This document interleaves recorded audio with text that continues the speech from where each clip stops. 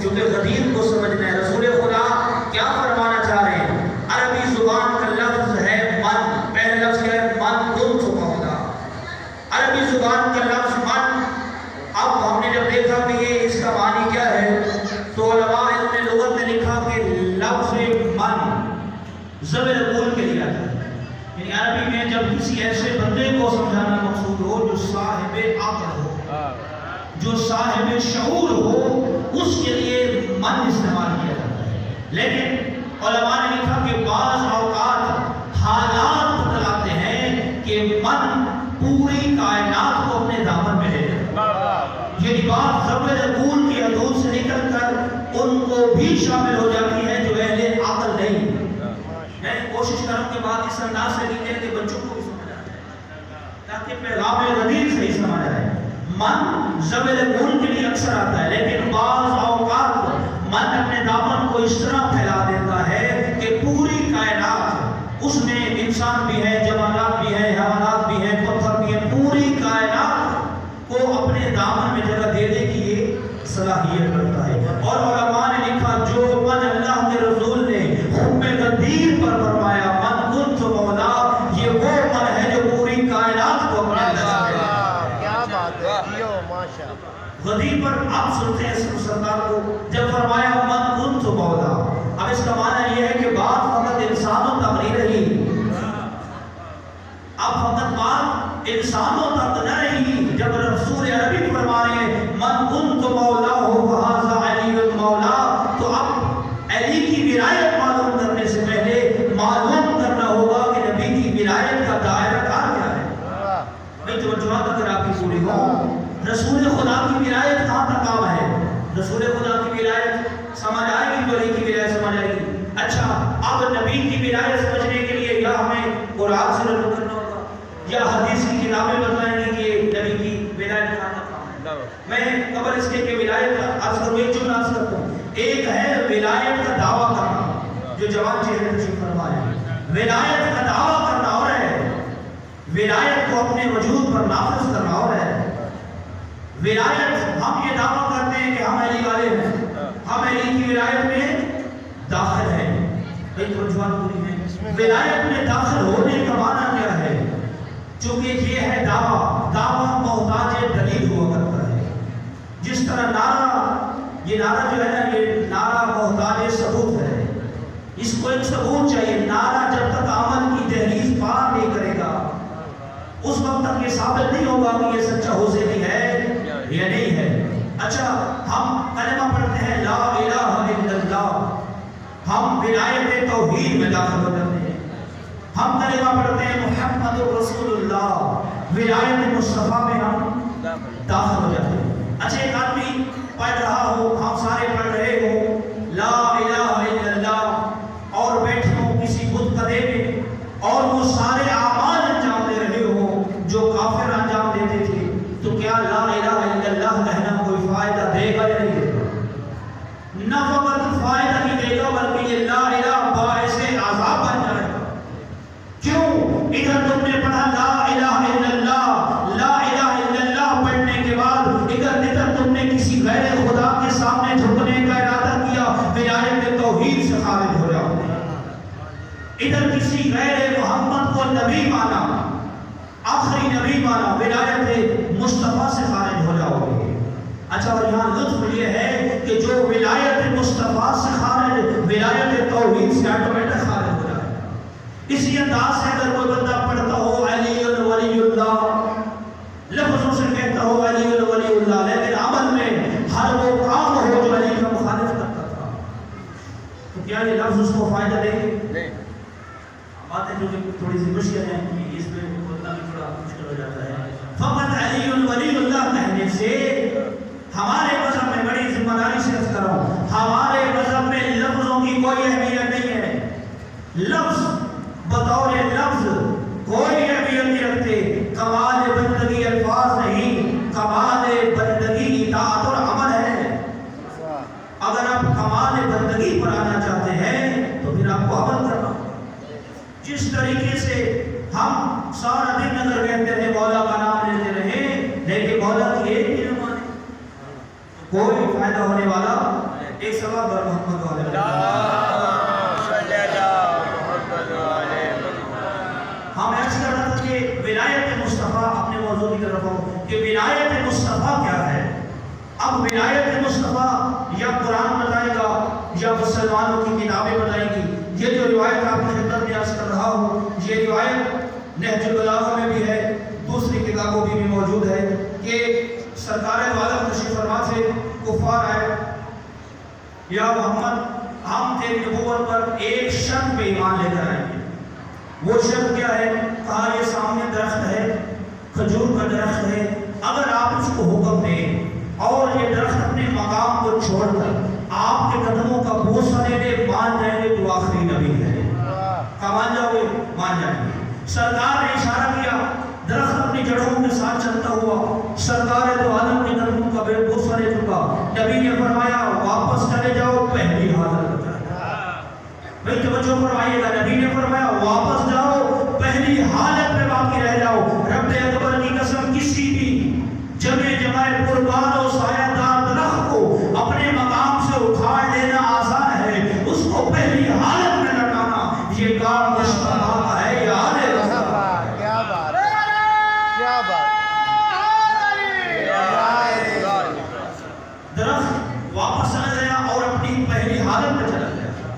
ये है दरख्त की शान इताअत विलायत मुस्तफ़ा में। मैं तो बात पूरी है, मैं विलायत मुस्तफ़ा बताना चाहता हूँ। ये है दरख्त की शान इताअत विलायत मुस्तफ़ा में। रसूल ने डूबे हुए सूरज को इशारा किया, सूरज पलट आया। ये है सूरज की शान इताअत विलायत मुस्तफ़ा। सरकार ने चांद को इशारा किया, चांद दो टुकड़ों में तकसीम हो गया। ये है चांद की शान इताअत विलायत मुस्तफ़ा में। अब मुस्तफ़ा को सुनो क्या फरमा रहे हैं, मन कुन्तु मौलाहु फहाज़ा अलीयुल मौला। रसूल फरमाना ये चाहते हैं, ओ ज़माने वालों सुनो, ये बात फकत इंसानों के लिए नहीं बल्कि आज से सूरज का मौला अली, चांद का मौला अली, ज़मीनों का मौला अली, आसमानों का मौला अली, जंगलों का मौला अली, पहाड़ों का मौला अली, ज़मीन का आसमान अली की विलायत। क्या बात है। नाराए हैदरी। बात मेरी बात हो रही है। फरमाया अली की विलायत का दायरा कार क्या है? तवज्जो मेरी तरफ रहे। फरमाया अली की विलायत का दायरा कार ज़मीन था, आसमान है। और ये गलती उसी दिन हो गई थी। कुछ लोग जो बखन बखन कह रहे थे, उन्होंने एक गलती की। एक बात उनकी समझ में नहीं आई, लेकिन एक बात हमारी समझ में आ गई। चूंकि वो कह रहे थे आए यमन अबी तालिब तू हर मोमिन और हर मोमिना के अमीर हो, हमारे भी अमीर हो। यानी वो ये समझ रहे थे कि अली फकत इंसानों का इमाम है। नहीं, पूरी कायनात, मलाइका, बशर, जिन, जमादात, नबादात, पूरी कायनात महकूम है अली। अमीर माशाअल्लाह, पूरी कायनात का इमाम है। वरना इसका माना नहीं बनता मन कुन्तु मौलाहु फहाज़ा अलीयुल मौला। अगर नबी को पूरी कायनात का नबी मानते हो, फिर अली को पूरी कायनात का इमाम मानना। मैंने अर्ज़ किया कि वक्त महकूम है अली और नबी। महकूम एक होता है खादिम, एक होता है मखदूम, एक होता है मौला, एक होता है उसका गुलाम। भाई गुलाम से कोई काम लेना चाहिए।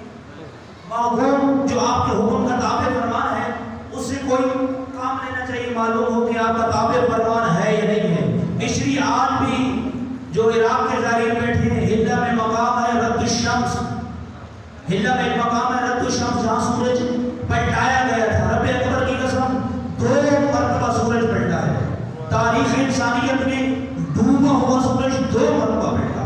पहली मरतबा हयात पैगंबर में दुआए पैगंबर से, दूसरी मरतबा बाद पैगंबर दुआए अमीरुल मोमिनीन से, और ये दूसरी मरतबा का सूरज पलटाना इसलिए जरूरी था ताकि साबित हो जाए मन कुन्तु मौलाहु फहाज़ा अलीयुल मौला।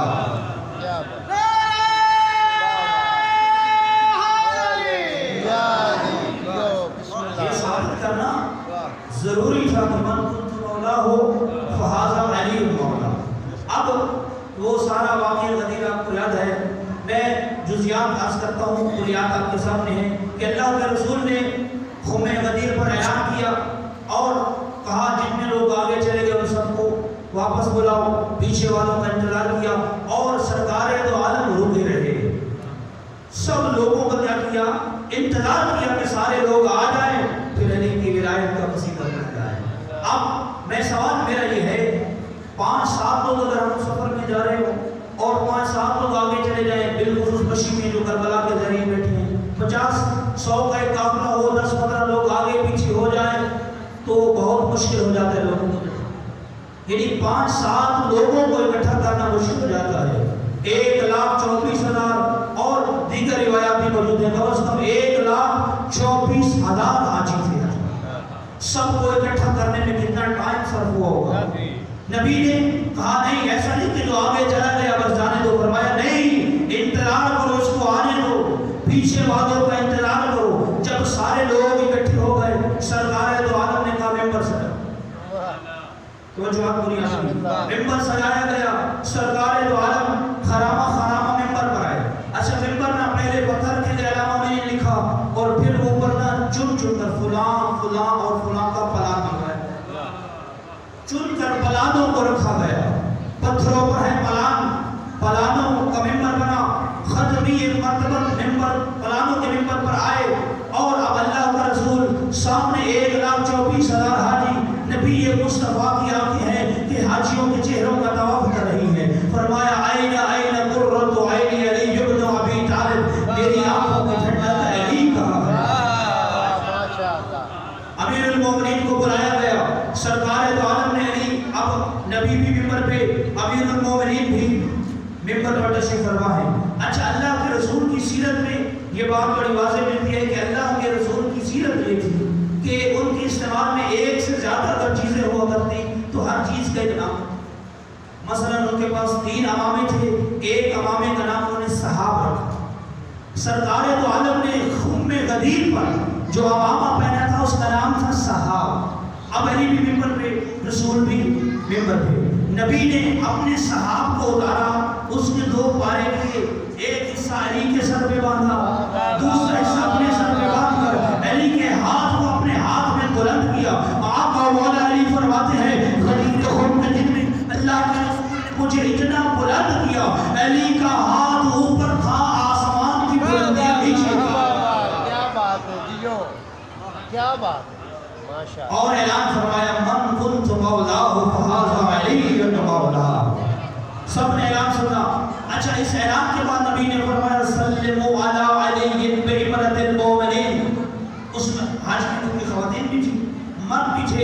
فرمایا سارے لوگ خیمہ لگاؤ. علی خیمے میں تشریف فرما ہے.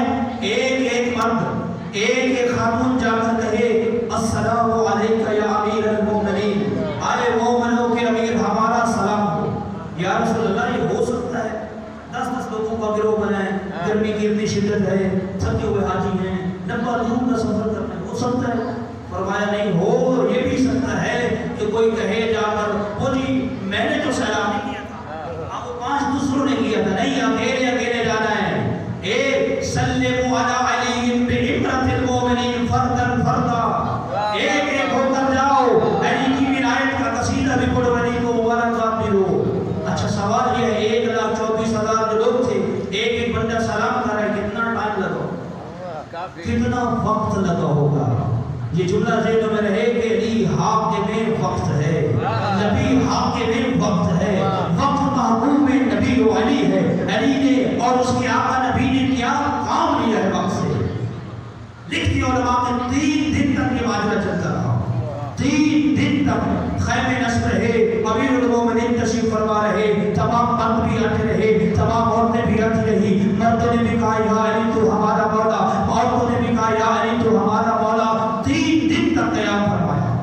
اچھا, یہ 3 دن قیام کیوں فرمایا؟ بس یہی نقطہ آپ کی زحمت تمام کر دو. 3 دن اس لیے اللہ کے رسول نے قیام فرمایا چونکہ اس زمانے میں عرب میں فاصلے قدم قدم رکھے ہوئے تھے. معلوم تھا لوگوں کو کہ حاجی فلاں دن مکہ چھوڑے گا, فلاں دن طائف پہنچے گا.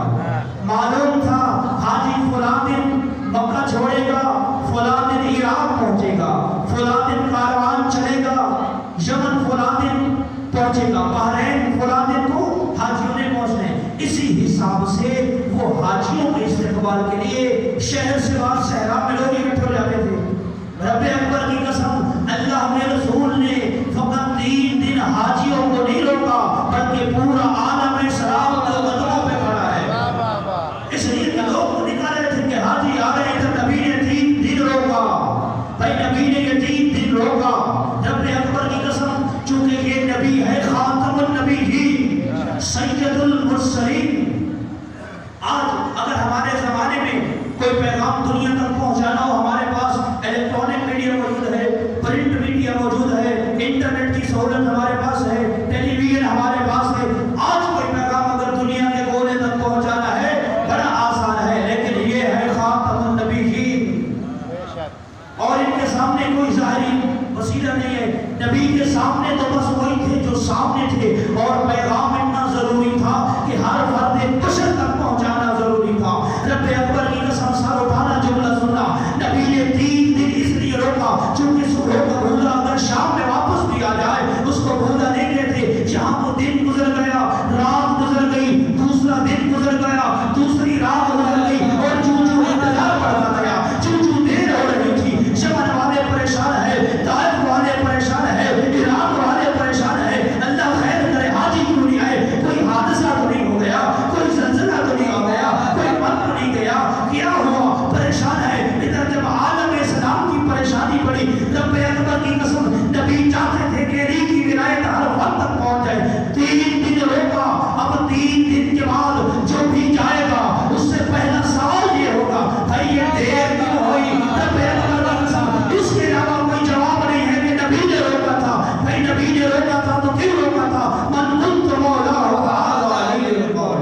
نعرہ تکبیر، نعرہ رسالت، نعرہ حیدری، حسینیت، حسینیت، یزیدیت، یزیدیت، مشروطیہ امام زمانہ بلند تر صلوات. نبی نے وقت سے وہ کام لیا ہے دنیا میں کوئی راہ اور لیڈر نہیں. اب وہ بھی علی علی کر رہے ہیں جن کے دل نہیں مان رہے تھے. کیا جواب دیں گے کہ نبی نے کیوں روکا؟ اس کے علاوہ کوئی جواب ہی نہیں ہے. من کنت مولا وهذا علی المولا. ہمارے بچوں کو یہ کلمہ یاد ہے اور یاد رہنا چاہیے. میں عرض کر رہا تھا علی کی ولایت لفظوں اور نعروں کا نام نہیں. حضرت امام باقر علیہ السلام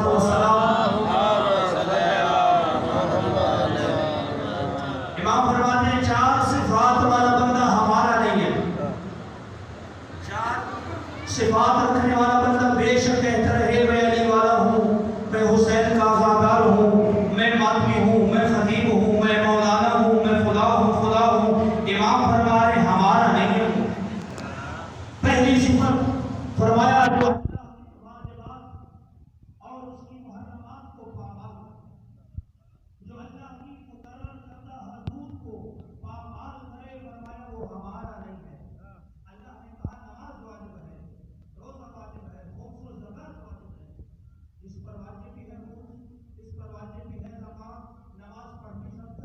حرام ہے، اس کو معلوم ہے کہ حرام ہے لیکن پھر بھی حرام کا ارتکاب کرتا ہے. امام کہتے ہیں ہمارا. دوسری صفت فرمایا جو اپنی عزت نفس کا خیال نہ رکھے. اللہ نے مومن فرمایا حرمت المومن افضل من الکعبہ. مومن کی حرمت کعبہ کی حرمت سے زیادہ ہے. امام صادق کا فرمان ہے. اللہ نے مومن کو علی والوں کو عزت دی. قرآن نے فرمایا عزت ہے خاص اللہ کے لیے، اس کے رسول کے لیے اور علی والوں کے لیے. اللہ یہ چاہتا ہے کہ علی والا عزت دار دوسروں پر واجب ہے کہ تمہاری عزت کرے. اچھا جب دوسرے بندے پر واجب ہے تو کیا علی والے پر اپنی عزت نفس کا دفاع واجب نہیں؟ فرمایا اتقوا المواضع التهم. ایسی جگہوں سے احتیاط کرو جہاں تم پر تہمت کرنے کا خطرہ ہو.